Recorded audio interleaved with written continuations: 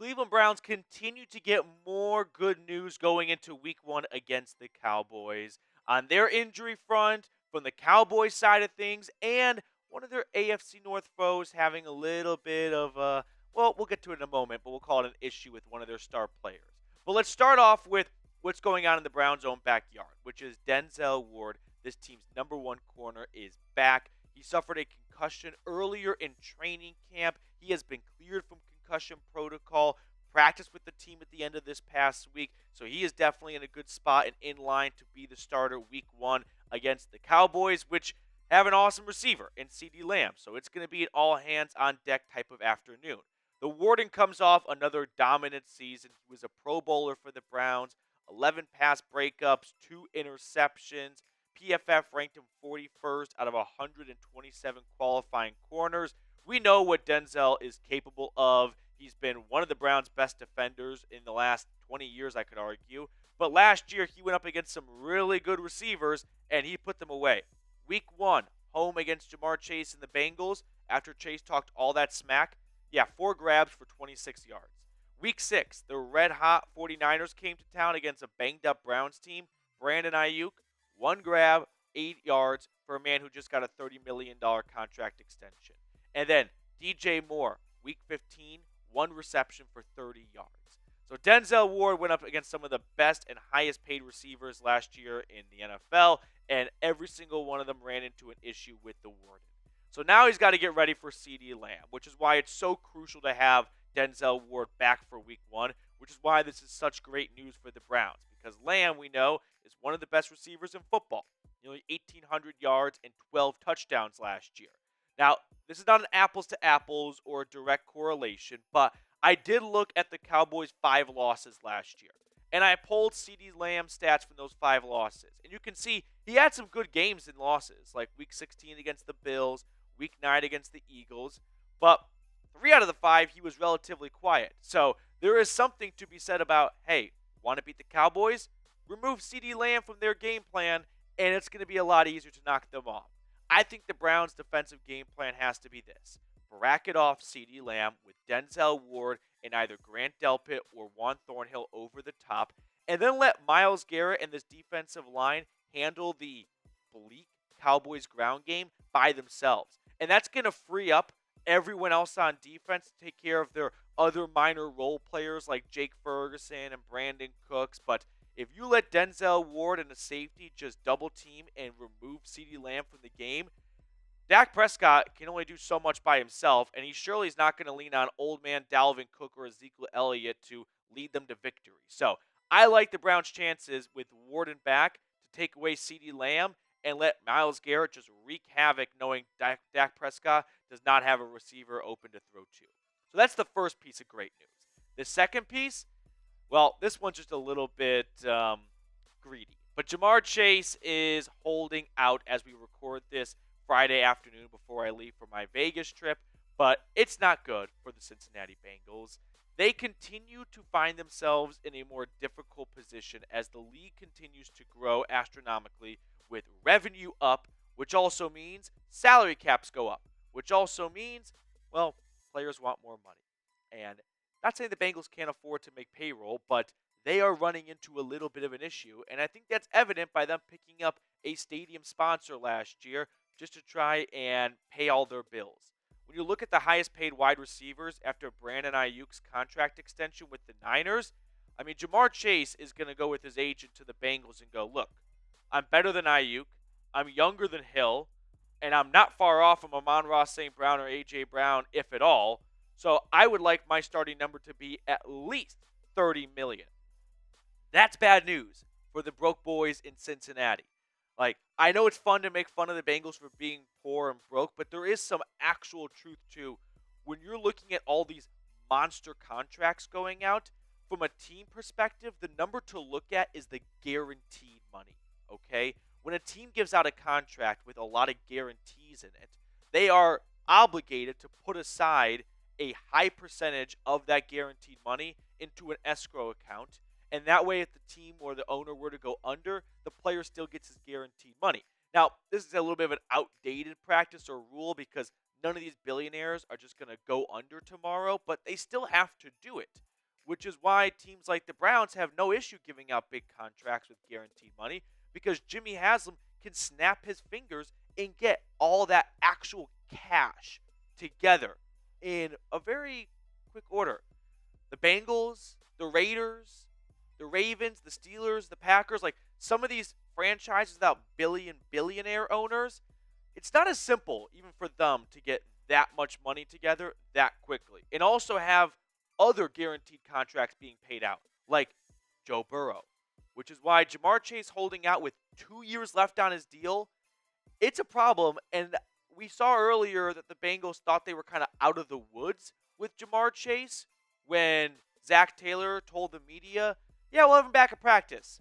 And then he wasn't back at practice. So bad news for the Broke Boy Bengals without a doubt. Something to monitor. I think this will probably have a decent resolution, but this could bleed into the season. And if that's the case, with how loaded the AFC North is, the Bengals don't want to miss out on having Jamar Chase for even a week. Now, before we get to the other piece of good news that the Browns got, I do want to tell everyone watching about Prize Picks. That's America's #1 daily fantasy sports app with over 5 million active members.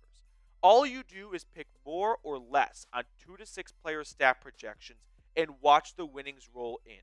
You can now win up to 100 times your money on Prize Picks with as little as 4 correct picks. I'm talking turning $10 into $1,000. Here are my selections for NFL Week 1. They're actually giving everyone Caleb Williams passing yards at 0.5. So call me crazy. I like the more on that one. I like the less Isaiah Pacheco's rushing yards. Give me the more on Justin Tucker at 1.5 field goals on Thursday night. And then the more for Drake London in his first game with his new quarterback, Kirk Cousins. Download the Prize Picks app today if you like my selections or not. And use code CLNS and get $50 instantly when you play $5. That's code CLNS on Prize Picks to get $50 instantly when you play $5. You don't even need to win to receive the $50 bonus. It's guaranteed. Prize Picks. Run your game. So, as we were talking, great news for the Browns. This next one isn't necessarily just great news, but I just want to lump it in with the other ones. DaRon Bland is out for the first couple of weeks of this season. Now, that's not good. I'm not trying to condone injuries. But from the Browns' perspective, with them going up against a good, tough Dallas Cowboys team that's not going to be an easy out, I would say every little bit helps here. And the Cowboys being down DaRon Bland after an NFL record 5 pick sixes last year, when Deshaun Watson threw 2 pick sixes last season, I'd kind of chalk that up as a little bit of a win for the Brownies. Now, the Cowboys are also a little bit shorthanded at the cornerback position because Trayvon Diggs is still working his way back from that torn ACL he suffered last year. He's not on the PUP list, so he very well could play week 1, but I don't think it's a guarantee that he does. And if he does, if he's running at a true 100% level, so they could be down both of their top corners right now. And so missing DaRon Bland for Deshaun Watson in this offense, that's going to be a little bit of a sigh of relief given how, elite he was at the cornerback position. So for the Browns, this is going to be an offensive showdown with Dak Prescott and Deshaun Watson. And not having Nick Chubb early on is likely going to translate to a pass-happy offense. I don't believe they went out and got Ken Dorsey just to reinvent the wheel with Jerome Ford and Deontay Foreman. So if we're going to see a lot of passes, well, it's in the Browns' best interest if the Cowboys are maybe short one of their better pass defenders or two. So when you look at the Browns' receiver room, Amari Cooper, Jerry Jeudy, and Elijah Moore, they are gearing up to go up against a Cowboys DB room that might be down, not just DaRon Bland, who is out for the first 4 weeks guaranteed, but also Trevon Diggs, like I mentioned as well. So that's kind of the last piece of really good news for the Browns. Ultimate takeaway defensively is if they don't have DaRon Bland, just double Micah Parsons and give Deshaun Watson time to find an open Amari Cooper or Jerry Jeudy or Elijah Moore or David Njoku. He's got plenty of targets to throw to, all of them really good players. Micah Parsons is probably the only guy in this Cowboys defense, if Bland and or Diggs is not out there, that can truly just dominate the game and turn it around by himself. So this is a concern with the Browns' offensive line being banged up, but throw everything you've got at Micah Parsons. Give Deshaun Watson time. He'll find an open guy down the field if Bland and or, Bland and possibly Diggs not being out there. So predict the score for me. Browns versus Cowboys. Let me know in the comment section below who you think's going to win and by how much. I'm going with the Brownies in this one. Give me 24 to 11. 24 to 11. One last piece of great news for the Browns. This one is just a little bit more of a troll job here, but Brandon Ayuk signed that 4-year, $120 million extension with the 49ers, as we all know, and I still can't stop laughing about the Steelers going into the season with this wide receiver room for Russell Wilson, who has completely lost his groove and mojo from his Seattle days. I mean, George Pickens, he's good, no doubt about it, but Van Jefferson, Calvin Austin, rookie Scotty Miller might be their second best receiver. Like, that's the state of the Pittsburgh Steelers wide receiver room. So the path is forming for the Browns to win their first AFC North division title, with the Steelers wide receiver room being a joke. Plus, I don't think Russell Wilson's going to be good this year at all. The Bengals might be without Jamar Chase for a period of time. And then that leaves one team in your way, the Baltimore Ravens, which is definitely not going to be an easy obstacle to get past. But, I mean, cut out half the teams with those issues, and all of a sudden it goes from a 1-4 chance to a 1-2 chance. I like that a whole lot more. So who do you think's going to win the AFC North this year? The Bengals, the Browns, the Ravens, or the Steelers? Give me the Brownies down below, CLE. Let me know what you think, though. All right, let's wrap up the video by picking a card. I've got producer Reed with me. Reed, yeah, a whole new audio setup. Hope you guys enjoy the audio today. Which card do you want to go with? I think I can hear you. I hope they can hear you. I can't. Oh, wait. There we you go. All right.